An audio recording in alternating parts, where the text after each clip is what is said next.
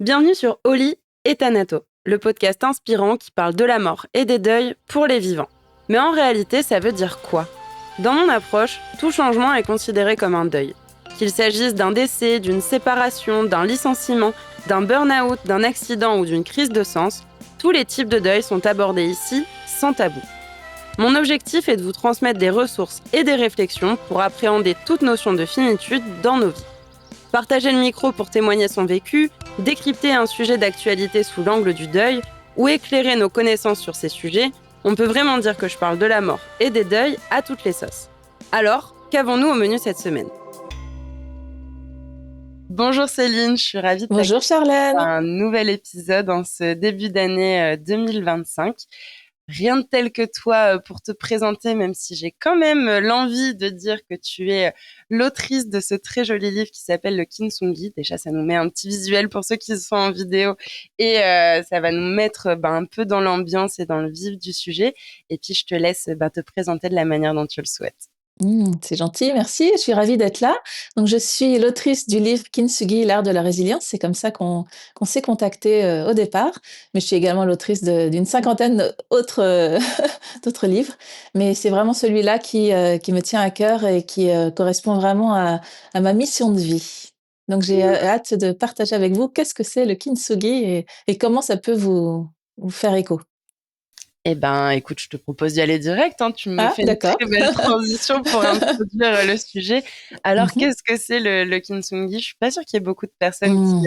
qui connaissent ou peut-être qui l'ont déjà vu sans Oui, forcément identifier ce c'est que ça. c'était.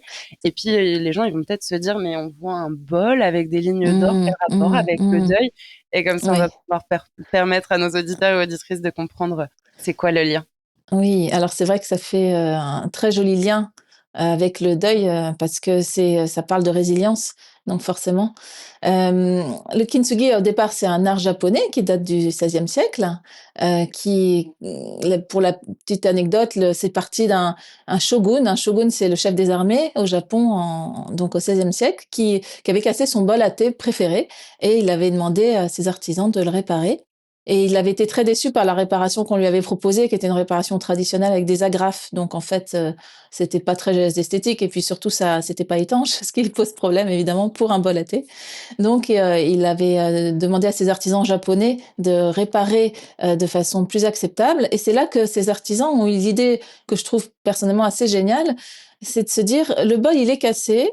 Euh, il faut l'accepter. C'est-à-dire que plutôt que de chercher à cacher la réparation, on ne pourra jamais la cacher complètement.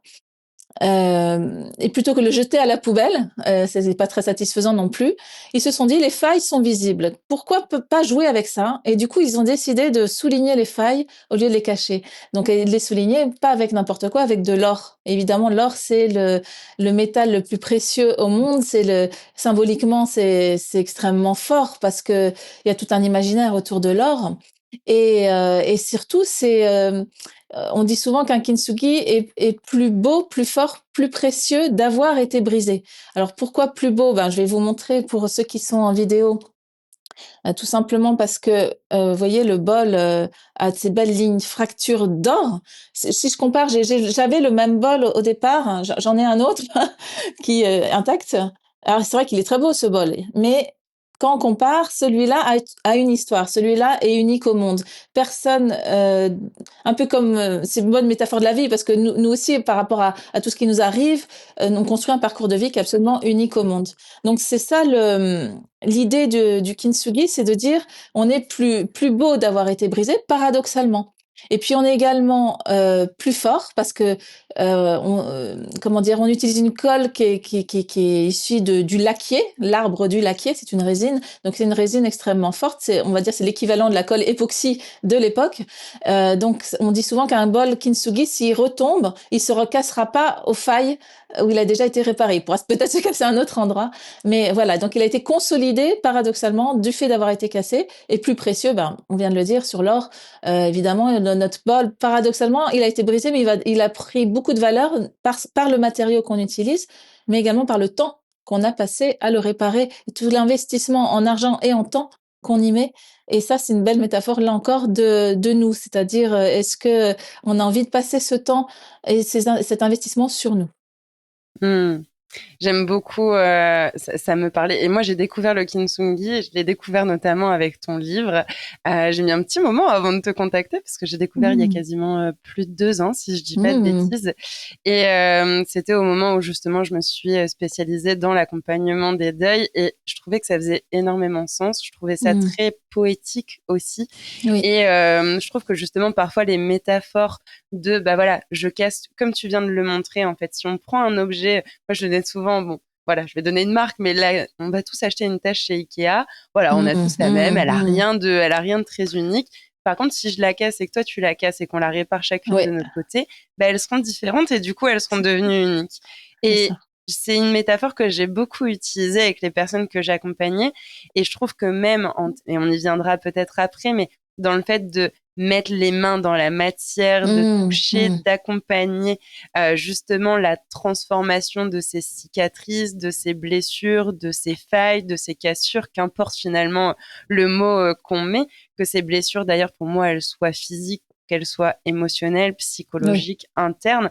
Je trouvais que c'était vraiment une belle métaphore, comme tu l'as dit, de la résilience pour illustrer le fait qu'on peut transformer nos épreuves en quelque chose de plus précieux. Ça Mmh. veut pas dire que ça a pas fait mal, ça veut pas dire que c'était simple, Mmh. ça veut pas Mmh. dire que c'est simple après, mais et ça me faisait penser à un épisode qui arrivera plus tard aussi en 2025 sur le podcast avec la notion un peu du tatouage thérapeutique, Oui. notamment pour des personnes qui vont, enfin c'est cet exemple-là qui me vient, mais ça pourrait être pour autre chose, des femmes qui vont avoir par Mmh. exemple eu un cancer du sein et qui vont utiliser le tatouage thérapeutique, non pas pour remplacer, mais pour faire autre chose, C'est ça. autrement, différemment. Et justement, tout ça, ça demande des étapes, comme le deuil, le Mmh. chemin du Mmh. deuil ou Mmh. des deuils Mmh. Mmh. demande des étapes. Et c'est ce que tu explores aussi justement dans ton livre. Est-ce que c'est OK pour toi si on essaye de Oui. cheminer un petit peu à C'est un travers ces étapes? c'est un bon fil conducteur puisqu'effectivement, j'ai identifié 6 grandes étapes, de la réparation d'un bol kintsugi qui chacune résonne avec notre vie. Juste avant, je voulais rebondir sur ce que tu disais que je trouvais très intéressant. J'utilise moi aussi souvent la comparaison, avec, les bols IKEA parce qu'il y a le côté un petit peu, produit à millions d'exemplaires et c'est vrai que souvent, ce que j'aime bien quand j'anime des ateliers, c'est leur dire: «Avant de choisir votre bol, regardez mettons les 20 bols qui sont alignés, qui sont tous identiques. Et à la fin de, quand une fois que tout est fini, je leur demande de regarder à nouveau tous leurs bols, à quel point ils sont différents. Et ça parle et ça ancre encore plus la réparation. Et d'autant plus, tu parlais de matière, c'est vrai que c'est le propre de l'art-thérapie en général, et en particulier le kintsugi, on pourrait considérer que c'est une forme d'art-thérapie si on l'utilise comme ça, même si au départ c'est un art artistique. C'est vrai que moi ce que j'aime dans tous les processus de deuil, parce qu'on parle de processus de deuil, on pense souvent au deuil d'une personne, mais le deuil c'est plus général, c'est aussi un deuil, comme tu l'as dit tout à l'heure, par rapport à un organe, hein, par rapport à une personne, par rapport à une facette de notre vie aussi, enfin c'est à l'infini le deuil. Et c'est vrai que le fait de passer par la matière, c'est-à-dire, mettre les mains non pas dans le cambouis, mais dans l'or et la colle, et je trouve que ça fait des réparations justement qui vont plus profond. Et moi je vois des effets, incroyables, par exemple, j'interviens souvent en détention. Là j'ai une personne que j'ai suivie le mois dernier, enfin, c'est en groupe, mais il y a une personne en particulier pour qui ça résonnait tellement. Elle m'a dit, et j'en ai eu des frissons, elle m'a dit: «Ça fait 10 ans que je porte un trauma et que j'arrive pas à débloquer, et là, grâce à cette méthode, j'ai enfin vu les choses sous un autre angle», et là, je me dis: «Oui, ça a du sens». Mais pourquoi ça a marché par rapport à elle est évidemment très accompagnée, cette personne, elle est très très suivie et très bien suivie, mais je pense que c'était le fait de passer par le corps, et non pas comme on le fait souvent par de l'art-thérapie, par exemple de la danse, ou ce qui est très bien aussi, hein, tout ce qui est somatique est très Bien intéressant. sûr. Mais je veux dire, là, il se passe une dimension, il y a une sorte de rapport direct entre l'âme, les mains, la vue, enfin tous les sens en fait, et le toucher bien sûr. Enfin, et du coup, je trouve que ça donne un effet extrêmement efficace en fait. Voilà, c'était la petite. Ouais, mais tout Je à voulais fait. rebondir. Et il y a le fait je trouve, d'avoir quelque chose qui est à l'extérieur de soi, tout ce qui est les techniques Mmh. plutôt psychocorporelles, tu donnes Et l'exemple de la voilà. danse, c'est quelque chose qui est vraiment interne. Moi, je donne souvent cet exemple-là avec l'écriture en disant poser les mots MOTS sur les mots MAUX, ça permet de les ancrer EN et de les ancrer AN. Ils vont dire, mais elle est bien casse-pied aujourd'hui avec ses activités. L'orthographe. Ouais, l'orthographe, elle épelle les mots, mais ça va parce que au-delà je de trouve que l'orthographe, pareil, on est d'accord. symbolique en fait, même dans le sens et dans la connotation. Et ça permet de mettre à l'extérieur de soi, de pouvoir observer. Et du coup, de pouvoir observer aussi les transformations, ce qu'on pose, C'est ce ça. qu'on dépose, et aussi une part de soi. Alors du coup, vas-y, emmène-nous un petit peu dans ces 6 étapes. Oui. Par quoi on commence? On est obligé de commencer dans l'ordre. Là, c'est pas comme dans d'autres cas, on pourrait le prendre dans n'importe quel ordre. Là, il y a un ordre précis, c'est évident. Pourquoi? Parce que la première étape, c'est l'étape que j'appelle briser. Donc, je remontre ce même bol parce qu'en fait, il se trouve que je l'avais acheté moi en série et en fait, j'en ai brisé un. Excusez-moi pour les petits bruits. Ce bol avant est brisé, voilà, brisé en 3 morceaux. Alors, il y a des fois où il se casse en 12 morceaux, des fois où il se casse en 1000 morceaux, des fois, et là, il s'était cassé ce jour-là en 3 morceaux. Et au moment où on est à cette étape-là, on se dit, comment dire, on est sous le choc. On est littéralement en 1000 morceaux. On est à ramasser à la petite cuillère, hein, mais c'est toutes ces expressions qu'on peut utiliser qui résonnent. L'idée, c'est de se dire, là, on est accablé à cette étape-là. C'est l'étape qui correspondrait au choc du deuil. C'est l'étape où on est tellement sous le choc qu'on sait même pas, à ce moment-là, on n'a pas de vision d'avenir. On sait pas, on connaît pas la suite et on est découragé. Et pourquoi le kintsugi a tout son sens? C'est parce qu'une fois qu'on aura fini l'explication des 6 étapes et qu'on a une idée justement de l'après, grâce au kintsugi, on peut se projeter au prochain choc, je ne vais pas vous souhaiter, mais ça peut malheureusement arriver un autre choc dans votre vie. Si vous avez en tête l'image du kintsugi, une fois reconstruit, évidemment, ça peut vous donner de l'espoir parce que vous pourrez vous dire, tiens, j'ai déjà été cassée par le passé, je me suis déjà reconstruite et le kintsugi en est la preuve. Donc là, je ne sais pas encore, j'ai pas de vision sur la suite, mais par contre, je sais que je vais y arriver. Moi, c'est ce qui m'est arrivé pendant mon deuxième divorce. Alors, entre guillemets, j'avais la chance que ce soit le deuxième, donc j'avais entre guillemets la chance d'avoir de l'expérience. Je dis entre guillemets parce que j'ai souvent tendance à considérer que les expériences de vie, paradoxalement, malgré le trauma, sont des chances en fait. C'est personnel. Je vais pas, comment dire, tout le monde peut pas dire ça évidemment. Mais c'est vrai que lors de mon deuxième divorce, c'est à ce moment-là, c'est pile la semaine où j'ai appris que j'allais divorcer une deuxième fois, que j'ai découvert la métaphore du kintsugi. C'était en 2017 et je connaissais pas à l'époque le kintsugi. Et ça m'a justement, quand j'ai vu mon premier kintsugi, je me suis dit, tiens, mais ça parle de moi. Mais c'est exactement ce que j'ai fait par le passé. Et là, à ce moment-là, j'étais en étape 1, en étape brisée de cette semaine-là. Et je me suis dit, mais par le passé, j'ai déjà réussi à me reconstruire. Donc oui, je suis traumatisée, mais je vais y arriver. Donc voilà, cette étape-là, elle est l'étape où on se dit, en fait, c'est là où on a le choix, comme le shogun de tout à l'heure, on a le choix entre plusieurs solutions. Est-ce qu'on décide de jeter notre bol à la poubelle, c'est-à-dire de jeter l'éponge et puis de se décourager et de partir en dépression? Ça, évidemment, c'est pas quelque chose qu'on maîtrise, mais ce que je veux dire, c'est est-ce qu'on décide, est-ce qu'on décide de se réparer, en fait? Est-ce qu'on décide qu'il y a une possibilité, même si elle est encore floue? Est-ce qu'on décide, en fait, que nos morceaux méritent d'être recollés? Est-ce que ça va parler de notre valeur, en fait. Ça va parler de la valeur qu'on se donne. Donc, si on a la métaphore du kintsugi en tête, on se dit, oui, bien sûr que ça mérite de recoller les morceaux, même si je ne sais pas encore par quel processus. Voilà. Là, ce que ça m'évoque pour moi, c'est cette notion où c'est l'observation des faits, de l'événement, du deuil, encore une fois du deuil au sens large, comme je peux l'aborder sur ce podcast, et donc de la souffrance qui est associée à ça.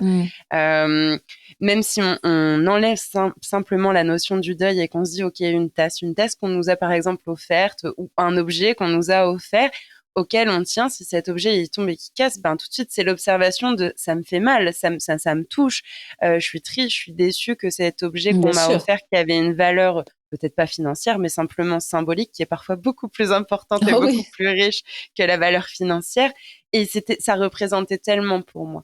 Et qu'est-ce que je fais? Est-ce que je décide du coup de le réparer finalement et du coup d'accompagner cette réparation, de le transformer, mais ça me demande de voir et de regarder cette souffrance. Mmh. Est-ce qu'il y a cette notion aussi de d'observation des Mmh. éléments tels qu'ils sont, de la C'est situation ça. telle qu'elle est, de la situation brisée, et Oui, finalement de déjà ce que ça vient toucher en moi, un début d'observation de cette blessure, sans encore la cicatriser, mais vraiment dans une mmh, phase mmh. d'observation. C'est ça aussi?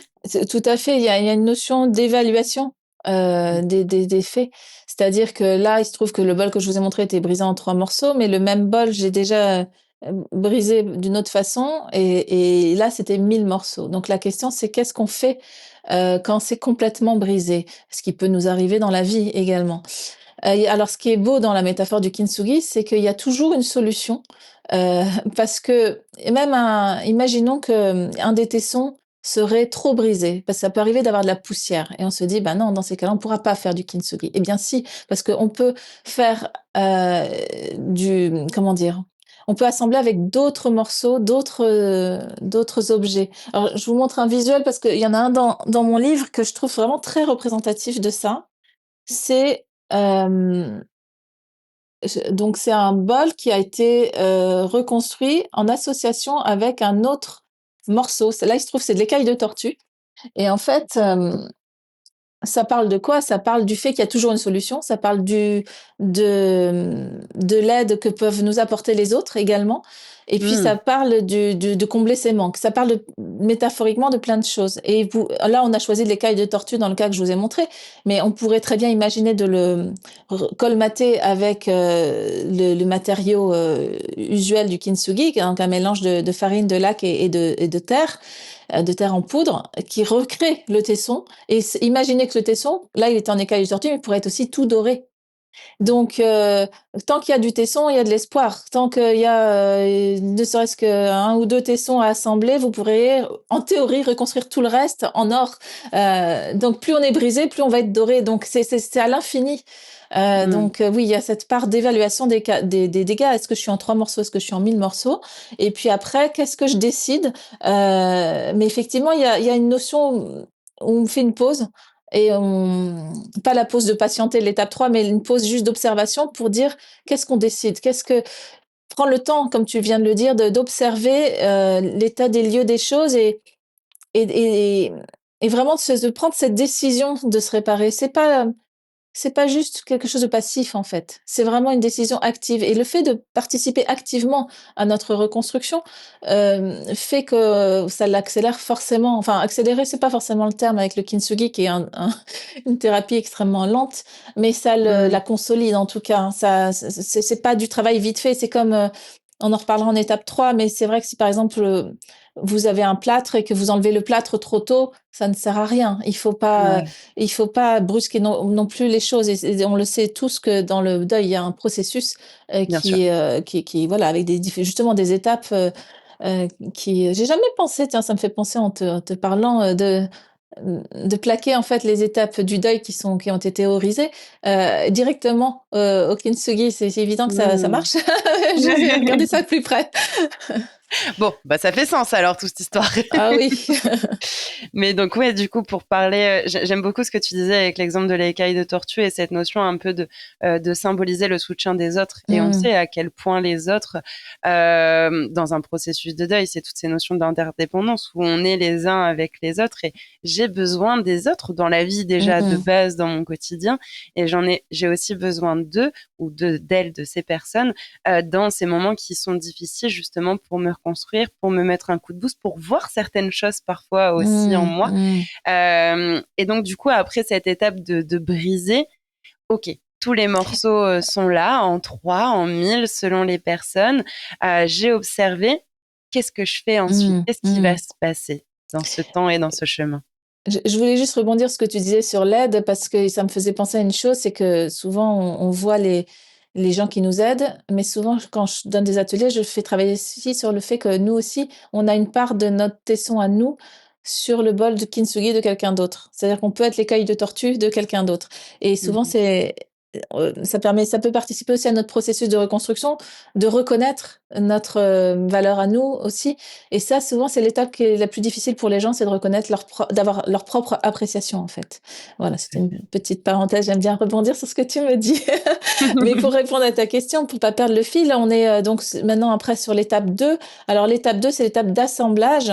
C'est l'étape où on évalue le puzzle. C'est vraiment comme reconstituer un puzzle en 3 dimensions. Hein. C'est du puzzle 3D. Et comme on l'a un petit peu déjà dit avant, c'est-à-dire qu'on observe les choses, on évalue la réparation, on décide, on prend des décisions à ce moment-là. C'est-à-dire quels sont les morceaux qui vont être utilisables, qu'est-ce qui n'est plus utilisable, qui est évidemment symbolique aussi de plein de choses. Il y a une étape plus tard où on va poncer, se débarrasser de ce qui est superflu, de ce qui est inutile.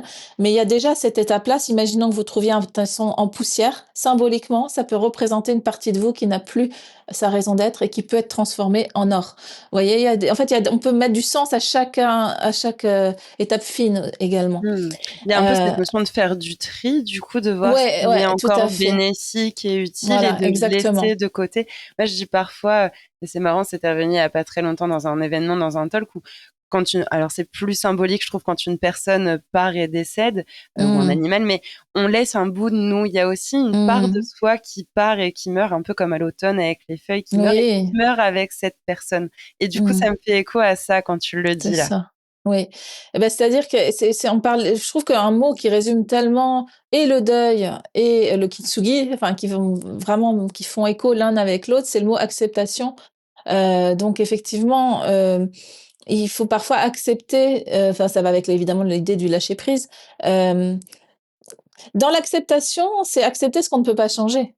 Et clairement, un deuil, malheureusement, c'est quelque chose sur lequel on n'a aucune prise. Et s'il y a bien une seule chose au monde sur laquelle on n'a vraiment pas de prise, c'est bien ça. Et le kintsugi, voilà, si votre tesson est en poussière, euh, le kintsugi justement donne à nouveau, je le redis, de l'espoir et une vision d'avenir. C'est-à-dire que mais ça ne nie pas la blessure. C'est-à-dire que, au contraire, ça la sublime. Le fait que ce soit transformé en doré, le tesson qui a été tellement pulvérisé, qui représente une part de nous qui a été pulvérisée, ou quelqu'un qui nous manque. C'est triste. Enfin, ce que je veux dire, c'est on va pas se réjouir de ça, c'est évident. Par contre, de le transformer, le transmuter en or, un peu en un processus un peu alchimique, et de le sublimer, bah, forcément, c'est tout de suite plus encourageant et Hmm. ça donne voilà, une vision optimiste des choses. Et du coup, de manière pratico-pratique, est-ce que Oui, c'est dans cette étape, donc là tu parlais d'assembler, est-ce que oui, c'est dans cette étape où on va mettre la colle aussi? Est-ce que c'est à oui, ce tout à fait. moment-là qu'on Pardon, commence je à l'ai pas recoller? expliqué. Non, non, Alors, c'est effectivement, je reprends mon exemple de tesson. En fait, on va utiliser donc, comme je disais tout à l'heure, de la colle qui est issue du laquier. Le laquier, ça s'appelle urushi. Alors, pardon pour ma prononciation, pour les gens qui parlent japonais, c'est pas mon cas. Urushi, donc qui est une colle du coup extrêmement solide. Enfin, quand elle durcit, et on le mélange avec de la farine de riz. Qui est évidemment la farine traditionnelle au Japon. Avec une sorte de spatule, on va étaler sur la fissure, et puis après, l'idée, c'est d'assembler en collant le plus fort possible. Alors, il est évident que qu'en faisant ça, que ce serait le même principe avec la colle moderne. Comment dire? Si vous pressez 2 tessons sur lesquels il y a eu une sorte de ciment, enfin, je dis ciment parce que ça s'appelle le sabi, d'où l'expression wabi-sabi, ça vient du même mot. d'accord. Et ce sabi, il déborde, il va déborder. Mais c'est pas grave parce que là, on va le mettre après à sécher en étape 3 et c'est en étape 4 qu'on poncera. Voilà. Donc D'ac- on assemble à cette étape-là, on colle et on le laisse reposer dans une boîte qui va recréer artificiellement le climat japonais, chaud et humide, pour que la colle se redurcisse. Mais c'est très lent Mhm. comme processus. Ça prend, quand on utilise les matériaux traditionnels, ça prend au moins 10 jours, le temps que cette colle sèche. Mhm. C'est l'art de la patience, le kintsugi. Il faut accepter que les choses soient pas immédiates. Moi, la première fois que j'avais rencontré le kintsugi, j'avais cette impatience. Je suis de nature assez impatiente à la base. ça m'a appris à accepter justement la lenteur et accepter, comme je le disais à l'instant, ce qu'on ne peut pas changer. Hem, c'est vrai que moi, ce que j'aurais voulu, c'est que le jour où j'ai découvert le kintsugi, j'aurais voulu, ben, acheter le matériel, le faire en un après-midi et après avoir mon bol sur ma cheminée. Ouais, et c'était ça mon idée. Mais ça marche pas du tout, du tout, du tout comme ça. Et en fait, pour tout vous avouer, je suis toujours en train de travailler sur mon bol. Parce que voilà, c'est un travail de longue haleine, mais évidemment que c'est symboliquement, c'est le travail d'une vie aussi, c'est le travail intérieur. Après, il Tout y a des à fait. façons de le faire de façon beaucoup plus rapide. Quand j'anime des ateliers, on n'utilise pas forcément les matériaux ancestraux qui ont 2 inconvénients majeurs qui sont premièrement très cher et deuxièmement, toxique. C'est-à-dire qu'il y a des gens qui font des allergies à la laque traditionnelle. Donc pour toutes ces raisons, en atelier, thérapeutique, on va utiliser des matériaux modernes. Mais moi je trouve que alors ça c'est je vais pas prétendre que c'est aussi beau qu'un vrai kintsugi, traditionnel, mais par contre en termes d'émotion, en termes de projection de ses propres souffrances à l'intérieur, ben, des tessons, parce que souvent ce que je fais, c'est qu'à cette étape-là, je leur fais identifier les tessons, je leur fais faire tout un travail d'introspection sur les traumas, les failles de leur vie. Et après, on identifie chacun des tessons sur un À des quoi ça traumas. correspond, en fait? Voilà. Ah, tel Et le tesson va fait de... correspondre à tel Voilà, symbolique pour moi et donc en fait, c'est après ça. avoir déconstruit, Mmh. détruit, Et selon c'est ça. comment chacun le voit, d'avoir observé ces failles, ces manques, ces traumatismes, sachant que derrière traumatisme, l'évaluation pour moi d'un traumatisme, elle est aussi, subjective, elle nous est propre. Mmh. Ce qui va être Mmh. traumatisant pour moi ne l'est peut-être pas C'est pour toi vrai? et ne le sera peut-être pas pour un auditeur ou un auditrice Tout à et fait. vice C'est versa. Donc, personnel. il n'y a pas de jugement à Oui. dire est-ce que c'est un trauma ou Non. pas, Oui. c'est est-ce Oui. que moi je considère cette expérience comme traumatique ou non. Donc, on a déconstruit en étape 1. Là, on commence, c'est pas le process de C'est ça. reconstruction totale, on commence ce processus de reconstruction. Et donc, comme tu l'as dit, il y a cette étape 3 qui est celle de patienter et Mmh. qui annonce cette notion du temps, en tout cas par rapport au deuil. Mmh. D'ailleurs, Mmh. parfois, on va donner des durées. Le deuil doit durer Oui. 1 an et pas plus ou pas moins. Oui, c'est ce qu'on Bon, dit. alors Oui. pour moi, je trouve que ça n'a pas non plus forcément de valeur. Je trouve que c'est Mmh, mmh, propre mmh. à chacun. Et qu'est-ce qu'on met derrière ça? Est-ce qu'il faut faire son deuil? C'est pareil, cette expression, est-ce Mmh. qu'elle Oui, c'est résonne? vrai. Est-ce qu'elle résonne pas? Euh, En tout cas, pour moi, il y a pas forcément de durée. Il y a plus, je dirais, des manifestations d'un deuil qui peuvent devenir compliquées ou se compliquer, mais qui peuvent se compliquer au bout de quelques semaines, de quelques mois, Mmh. comme Mmh, mmh. finalement au bout de quelques années. Donc ça, c'est vraiment propre à chacun, à la situation, au lien d'attachement. Et donc, j'aimerais bien que tu nous parles un peu de cette notion du temps. Tu l'as un peu Oui. abordé déjà, mais Mmh. ça cultive aussi cette notion de patience, ça cultive le fait que le temps, on le contrôle pas aussi. Oui. Et moi, j'aime bien parler des montagnes russes émotionnelles Mmh. du deuil, Mmh. c'est hauts et c'est bas, ou parfois, alors quand on est dans des moments hauts, où on se sent mieux dans notre deuil, c'est plutôt positif, mais quand on est dans le bas, on voudrait que ça s'arrête. On est impatient et Mmh. impatiente et Mmh. vivement que ça se termine. J'étais tellement mieux hier ou il y a une semaine. Et en tout cas, ça m'évoquait ça, cette étape Mmh. numéro 3 de la patience. Oui, tout à fait. Il y a une expression que j'adore qui dit, «Ça ne sert à rien de tirer sur les feuilles d'une plante pour qu'elle pousse plus vite». J'adore. Et ça me parle tellement parce que moi, j'étais cette personne avant qui tirait sur les feuilles de la plante pour qu'elle pousse plus vite. Ce qui est forcément, j'ai pas besoin de vous faire un dessin, assez contre-productif. Et le kintsugi, il symbolise exactement ça parce que, bah, comme je le disais tout à l'heure avec la métaphore du plâtre, si vous, ouvrez votre boîte trop tôt et que vous cherchez à faire l'étape 4 où on va poncer trop tôt, bah, tout va se, redéconstruire, hein, ça va pas tenir, et il y aura plus qu'à tout recommencer, donc là encore contre-productif. Donc il y a vraiment ce travail d'acceptation de la lenteur qui participe moi j'ai toujours eu par le passé l'impression que c'était une perte de temps, la lenteur. Mmh.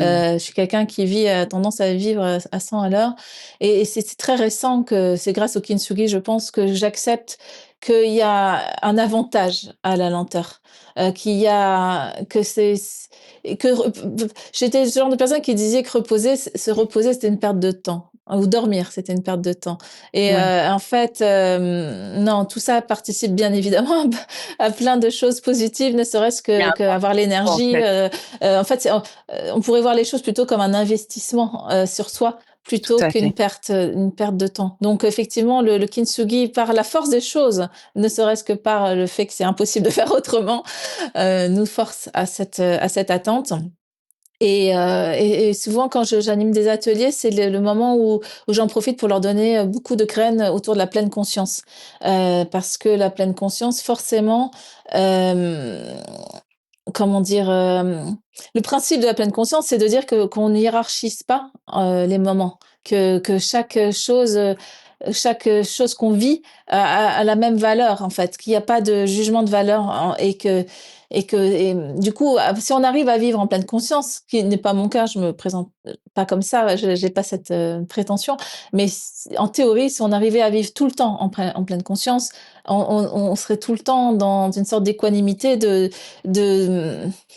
de tranquillité d'esprit, puisqu'il n'y aurait pas un moment mieux qu'un autre. Il y a cette anecdote que j'adore, qui est un petit conte zen, mais je le fais très court.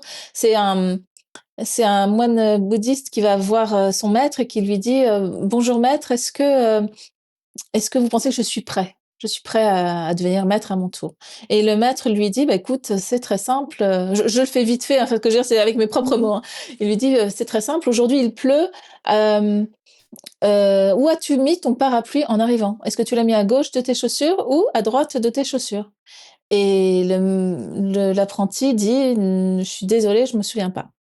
Et le maître lui dit, bah, alors nous avons notre réponse. Tu n'es pas prêt.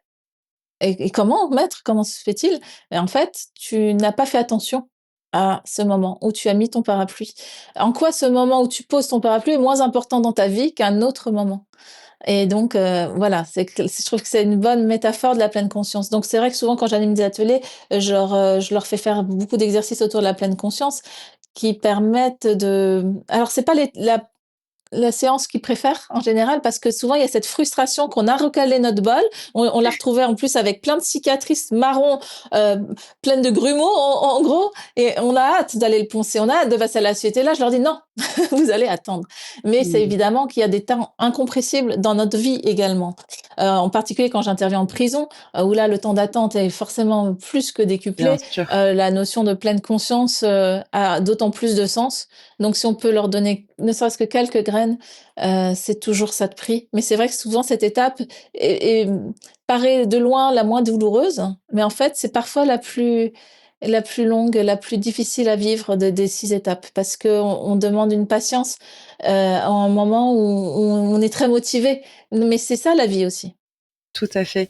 Et c'est marrant, je voulais rebondir quand tu parlais en me disant, il y a, alors moi qui m'inspire beaucoup et qui m'intéresse beaucoup à la philosophie bouddhiste, je parle pas Mmh, ici de mmh, religion, vraiment plus mmh, de mmh. philosophie, de graines de réflexion. Au fur et à mesure que tu parles, je me dis, mais waouh, il y a plein de choses qui sont clairement en lien. Tout à l'heure, tu parlais justement du tesson avec l'aspect tortue, où pour moi, bah, c'est cette notion aussi d'interdépendance qu'on a les uns Oui. avec les autres. Là, tu cites la notion d'équanimité qui est le fait d'avoir aussi un regard juste, je peux le dire, je pense d'une certaine manière comme ça, de ne pas forcément juger les choses comme Mmh, bonnes ou mmh. mauvaises, mais comme des expériences. Elles sont C'est ça. confortables, inconfortables, mais elles sont des expériences à vivre. Il y a un peu cette notion où pour moi la souffrance reste aussi initiatique. Et ça peut, je préfère le dire dès maintenant, ça peut être difficile à entendre peut-être pour certains Mmh, auditeurs et oui. auditrices selon ce que vous vivez. Et c'est OK. Si vous voyez que ça résonne pas, peut-être même que ça vous met en colère, c'est OK. Mmh, Accueillez juste ce que ça fait en vous.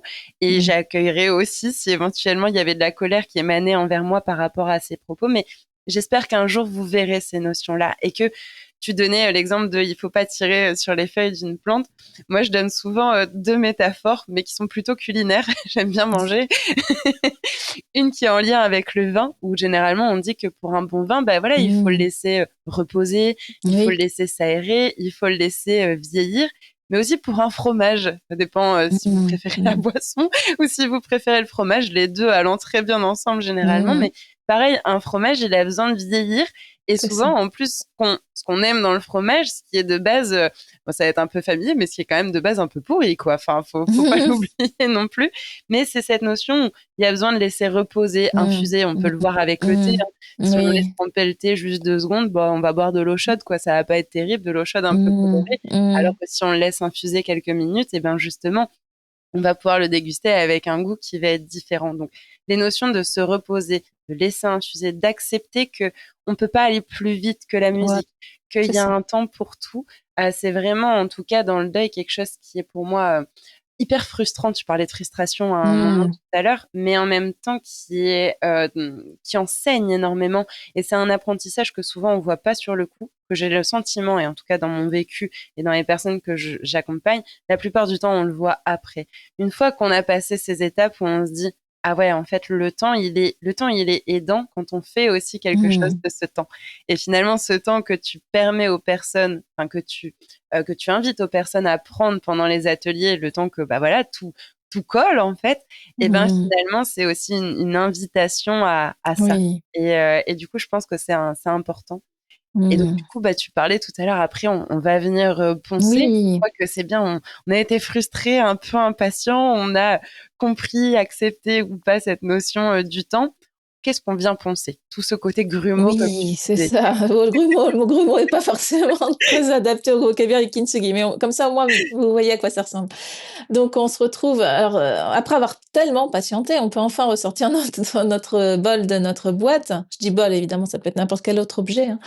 Et là, on se retrouve avec cette étape, pas très attrayante visuellement. C'est-à-dire qu'imaginez des cicatrices, un peu ça ressemble un peu quand on a eu un accident, qu'on a des cicatrices, je sais pas si on dit kéloïdes ou chéloïdes, ça s'écrit, CHELOIDE, I tréma. C'est des cicatrices qui sont en relief, hein. C'est les D'accord. cicatrices, qui sont boursouflées. Et en fait, ces cicatrices, voilà, ça ressemblerait un petit peu, ce serait l'équivalent pour le kintsugi, c'est-à-dire qu'on a nos cicatrices qui sont en relief. Il est bien évident qu'on va pas mettre l'or là-dessus, ça serait un massacre. Non, là maintenant, ce qu'on cherche, c'est à nettoyer, poncer, enlever ce qui est superflu. On l'avait déjà vu un petit peu au moment du tesson qui était en poussière en étape 2, ou en étape entre la 1 et la 2. Mais maintenant, là, l'idée, c'est que activement, on mette de l'huile de coude et qu'on frotte chacune de nos cicatrices. Alors, c'est une étape qui est souvent assez sportive dans le sens où les personnes, eh ben, ils vont avec à la fois beaucoup d'attention, parce que le but n'est pas de recasser son bol, mais également beaucoup de vigueur pour vraiment se retrouver à la fin.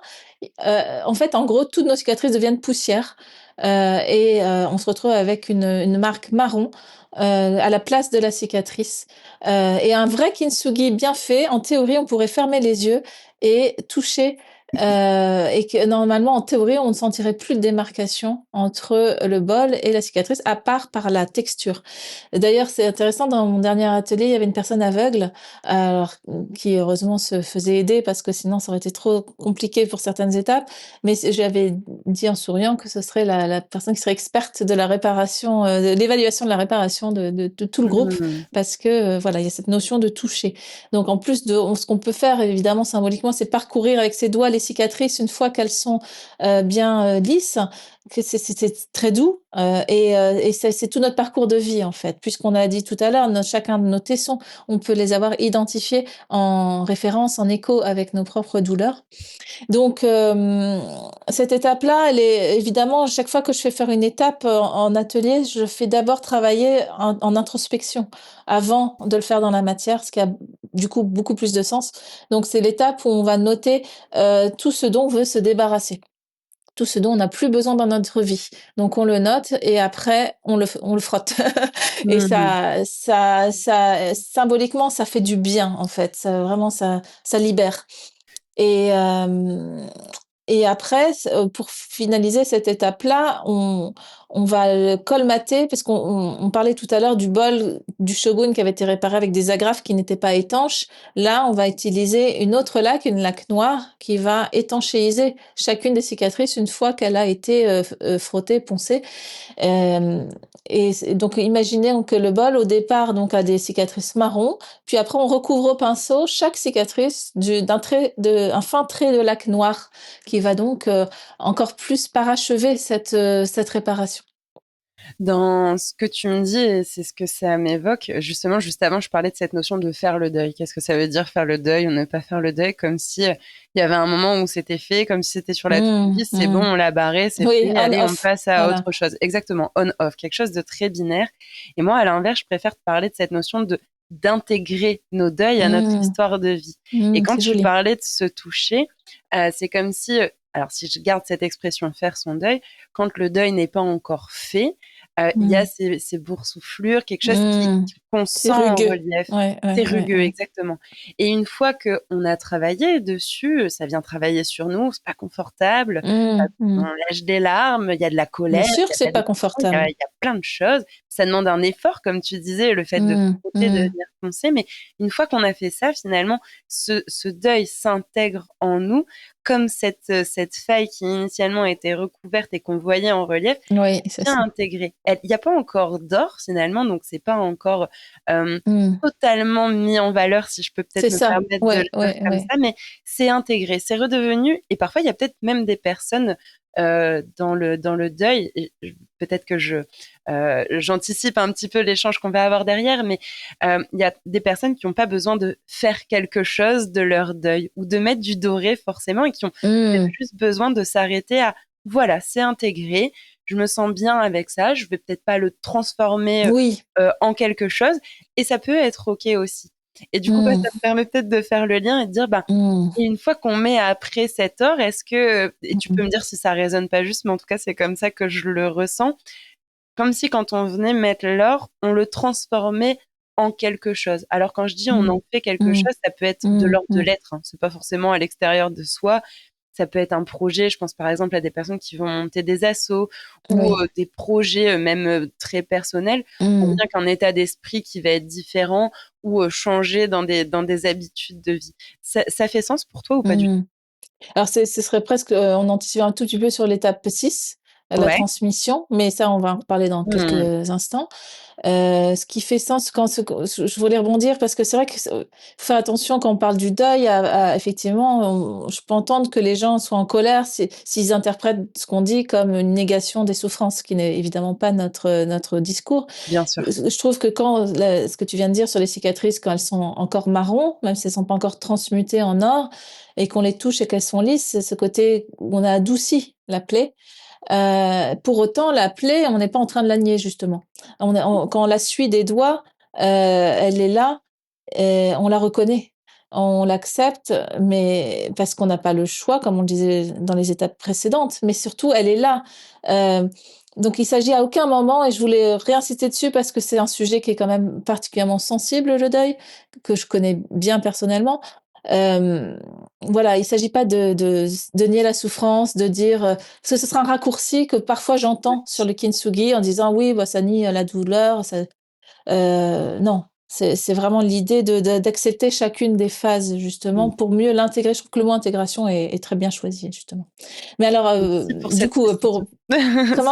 Oui? important. Alors, continuons quand même dans les étapes pour mieux comprendre comment on arrive à l'or parce que souvent moi j'avais pas compris en fait. La toute première fois que j'avais vu un kintsugi, j'avais imaginé que c'était de l'or fondu, coulé, qu'on fait laisser couler sur les cicatrices. Et c'est d'ailleurs quand j'explique ça, souvent les gens me disent: «Ah bah oui, moi je croyais que c'était ça». Alors qu'en fait, c'est encore une autre technique qu'ils ont imaginée, donc ils ont vraiment, bien pensé les choses, nos artisans, japonais du du XVIe siècle. Ils ont utilisé, ben, là encore, les matériaux qu'ils connaissaient. Parce que la laque japonaise ou la laque chinoise, enfin la laque asiatique, on la connaît tous. C'est la même laque que vous allez utiliser dans le kintsugi, que vous allez voir, par exemple, si vous allez dans un restaurant japonais qui a des baguettes chinoises ou des bols laqués. Vous savez, c'est des bols noirs ou des bols bordeaux. Et en fait, c'est cette même laque noire qu'on utilisait en étape juste avant et la laque bordeaux dont je vais vous parler à l'instant, c'est cette même laque. Donc ils se sont dit, Hem et en fait, l'étape suivante, donc l'étape 5, c'est qu'on va, prendre un pinceau et très fin et suivre au pinceau par-dessus notre trait qui était devenu noir, hein, puisqu'il était d'abord marron, puis noir, puis rouge, de rouge bordeaux maintenant, et on va donc repeindre chacun chacune des failles en rouge. Alors symboliquement, là, c'est très fort parce qu'on se retrouve avec un bol qui est rouge. Rouge, ça fait penser un petit peu à un réseau sanguin, à la vie qui revient dans l'objet. C'est un souffle de vie. C'est par rapport au marron plus terrien, plus d'avant, qui fait penser à la terre et qui, pour certaines personnes, peut faire penser par rapport au deuil également à l'enterrement. Là, on part sur quelque chose de retour à la vie. Et en fait, dans cette laque qui est encore humide, c'est-à-dire que contrairement aux étapes précédentes où on laissait sécher à chaque étape, je l'ai pas dit tout à l'heure, mais après le noir, on le remettait à sécher encore 10 jours dans notre boîte. Donc il y a vraiment un processus de patience à toutes les étapes. Là, cette fois, on a besoin qu'elle soit encore humide. Alors, imaginez, c'est très simple à imaginer, c'est exactement la même texture que du vernis à ongles. Donc, Ok. du vernis à ongles, si vous le touchez quand il est encore frais, vous voyez le massacre que ça fait, ça se gondole, ça colle. Mais pourquoi c'est collant? Parce que justement, vous allez pouvoir saupoudrer dans cette laque rouge la poudre d'or. L'or doit être réduit en poudre extrêmement fine et vous allez balayer, vous allez saupoudrer avec un tube ou un pinceau. On peint pas directement au pinceau parce que les poils de notre pinceau se colleraient à la laque. Non, il s'agit de saupoudrer délicatement et avec un pinceau de balayer légèrement la surface pour que chaque particule d'or s'immisce à l'intérieur de la cicatrice rouge et d'un seul coup, notre cicatrice rouge devient un torrent de lumière et voilà, s'illumine de milliards de particules nacrées dorées.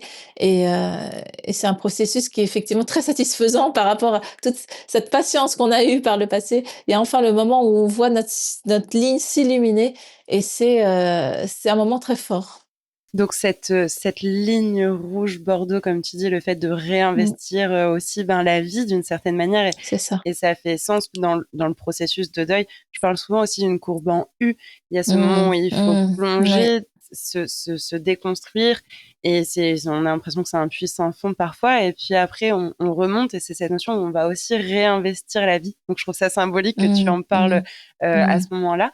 Et donc quand on vient mettre justement cette poudre d'or, ça reste cette étape 5 ou la poudre d'or est plutôt sur l'étape 6 de ce fait?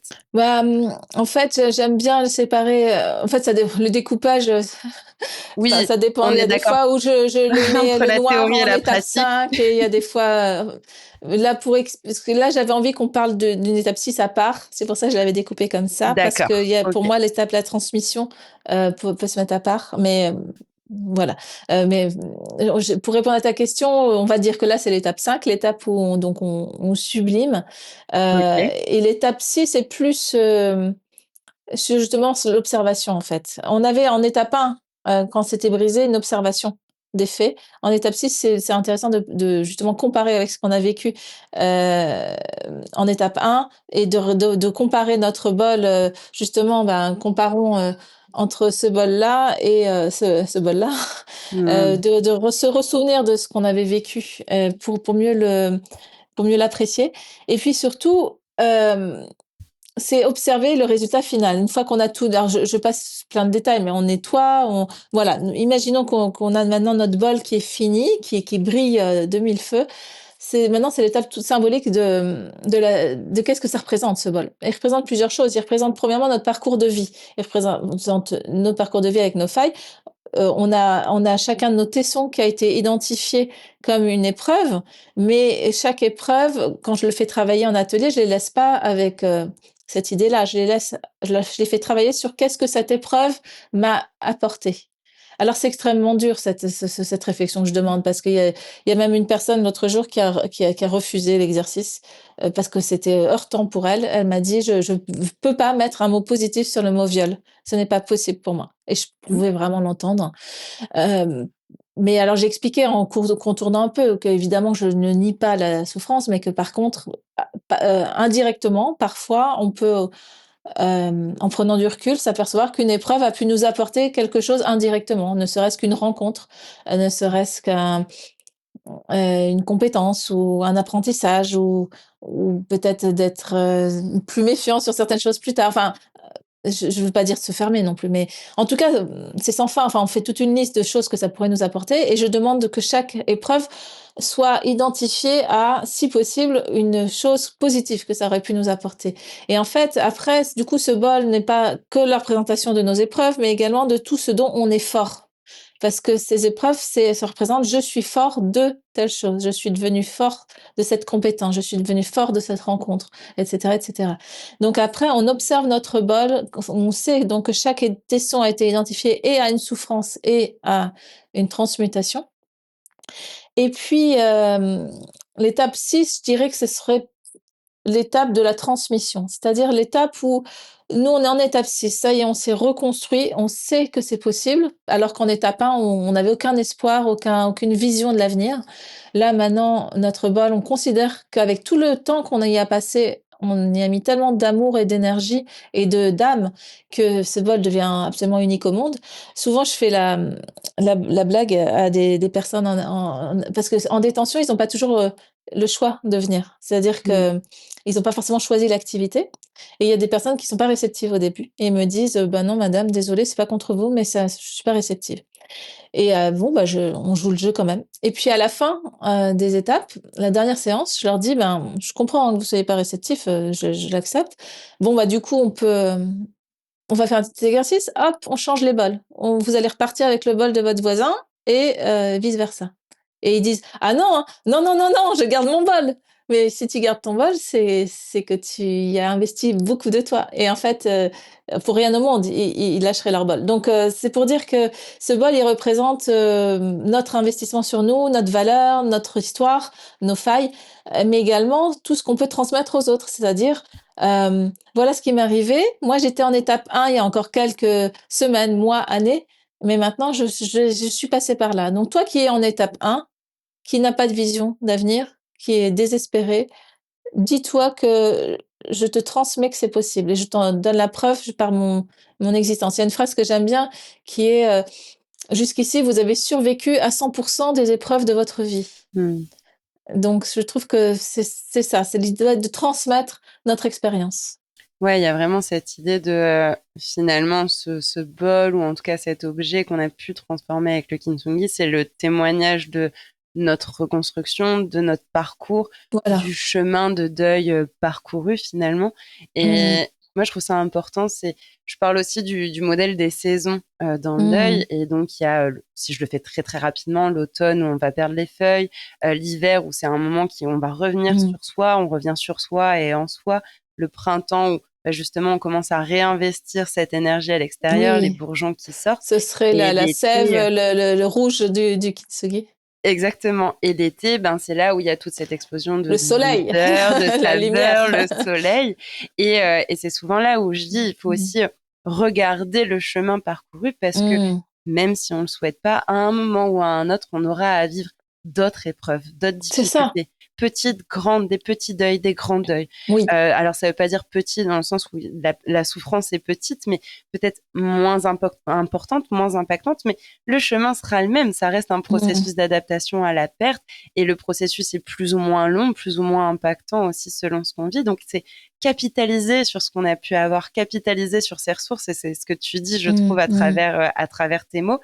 Et je trouve ça symbolique parce que souvent, voilà, cet épisode sort en début d'année 2025 et souvent en fin d'année, on a un peu cette notion du bilan.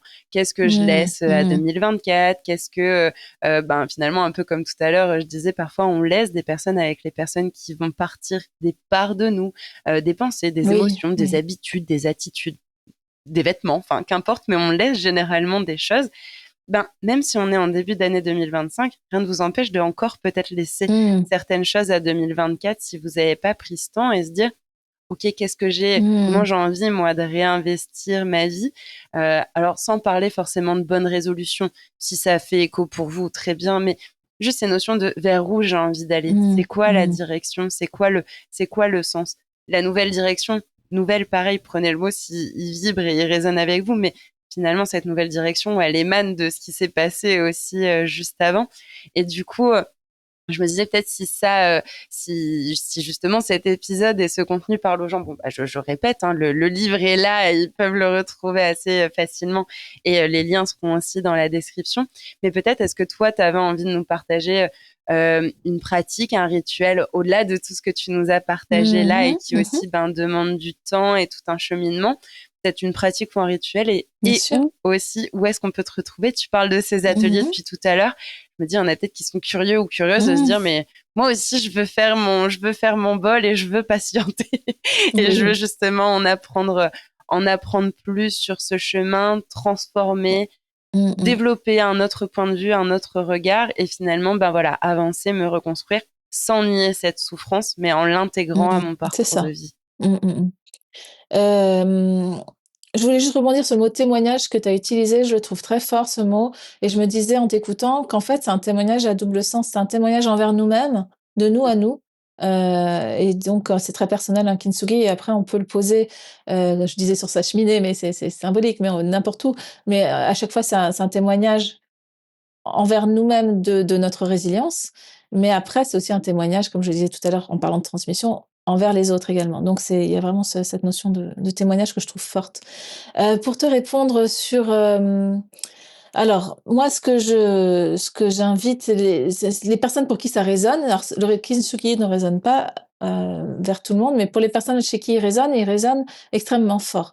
Donc, dans ces cas-là, je vous invite à creuser davantage sous plusieurs formes différentes. Alors là, le niveau 1, ou en tout cas le niveau le plus facile, c'est déjà d'aller contempler des images de kintsugi. Moi, c'est ce que j'avais fait la toute première fois que j'avais découvert cette notion. J'avais tapé kintsugi sur Google Images, et en fait, il y avait des photos de bols tous plus sublimes les uns que les autres qui m'avaient sauté au visage, et je m'étais dit, enfin, je sais pas comment dire.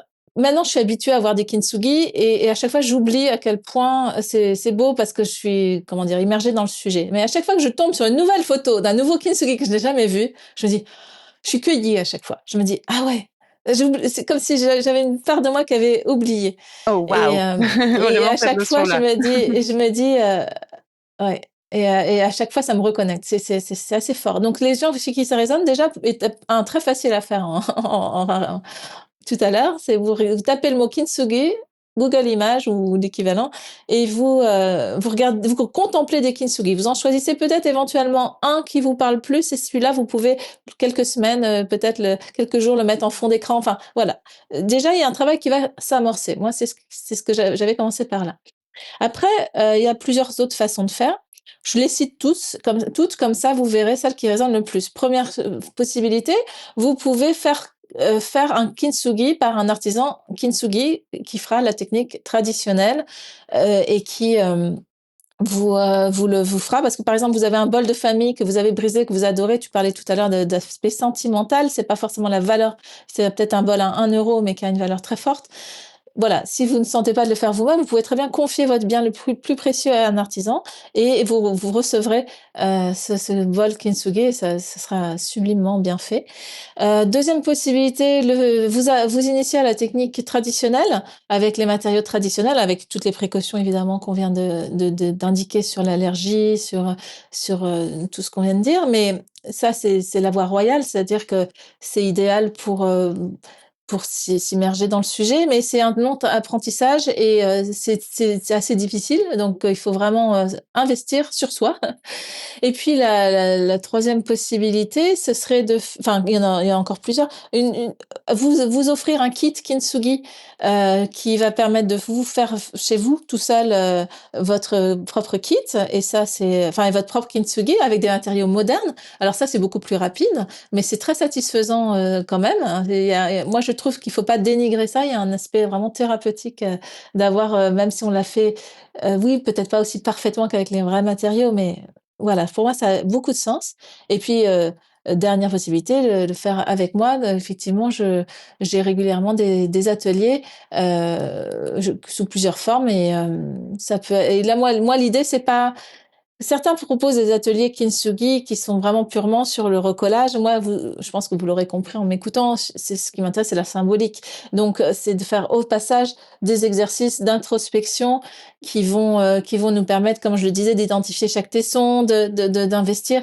Et en fait, on peut le faire en un temps court, sur plusieurs week-ends de suite, parce que évidemment, plus on investit sur soi, plus on va aller profondément dans ces failles pour mieux les transmuter. Tu es dans quel coin du coup? Je suis à Tours, mais là, je suis en train de mettre ça en place, peut-être à Paris. Voilà, je sais Affaire pas à encore. suivre. Voilà, affaire à suivre. Dans tous les cas, tes Mais je liens pense seront aussi en je pense le faire description. bientôt à distance également. Ok, super. Comme ça, il n'y aura pas de problème géographique. Un immense merci, Céline, Avec d'avoir plaisir, accepté Charlène. mon invitation, d'avoir partagé le micro à mes côtés. Est-ce qu'il y a quelque chose qu'on n'a pas abordé, que tu aurais souhaité aborder ou mentionner? Ou alors est-ce que tu as tout simplement un petit mot de la fin? J'aime bien quand je fais un atelier demander à chaque personne de finir par un mot qui représente son état émotionnel du moment. Et du coup, je vais te répondre après en me posant la question. Je l'improvise complètement là. Mais toi, est-ce que tu as J'adore. un mot déjà? Est-ce que tu as un mot Un mot? pour résumer ce qu'on vient de vivre? Parcours. Et j'invite les personnes qui nous écoutent, heu, juste pendant 10 secondes, réfléchissez à votre mot à vous. Et du coup, quel est ton mot à Et toi? le moi, alors je vais y réfléchir parce que j'aime bien être déjà à l'écoute des autres. Si je vous entends pas vos réponses, il faudra qu'ils les mettent en commentaire. Hem, mmh, moi, c'est le mot transmutation là qui résonne. Donc voilà, ce serait je trouve que c'est un bon mot de la fin, transmutation. Un parcours transmuté, si on alliait les Voilà. deux. Ouais, ouais, c'est vrai, ça va bien ensemble. Un énorme merci, Céline. Et puis, bah, écoute, je te dis à très vite. Tous les liens sont en description. N'hésitez pas à nous faire votre retour sur cet épisode, que ce soit sur les plateformes d'écoute ou sur YouTube. Et puis voilà, on reste toutes les deux à votre disposition si vous avez envie d'en échanger avec grand plaisir. Un grand merci à toi et à très vite. Merci Charlène, merci à tous. En parlant de ces sujets, nous leur faisons une place dans nos sociétés. Et c'est ainsi que les tabous peuvent se lever. Je suis vraiment convaincue qu'il est possible de développer notre résilience face à la finitude et au deuil de nos vies. Si vous voulez soutenir mon travail, vous pouvez vous abonner et noter le podcast sur votre plateforme d'écoute. N'hésitez pas aussi à le partager autour de vous et sur vos réseaux. Merci pour votre soutien et sachez que vous pouvez même faire un don. Si vous traversez un deuil et que vous souhaitez être soutenu sur ce chemin, réservez votre séance découverte pour me poser toutes vos questions et connaître ma philosophie d'accompagnement. Mais d'ailleurs, que voulez-vous au menu dans les prochains épisodes ?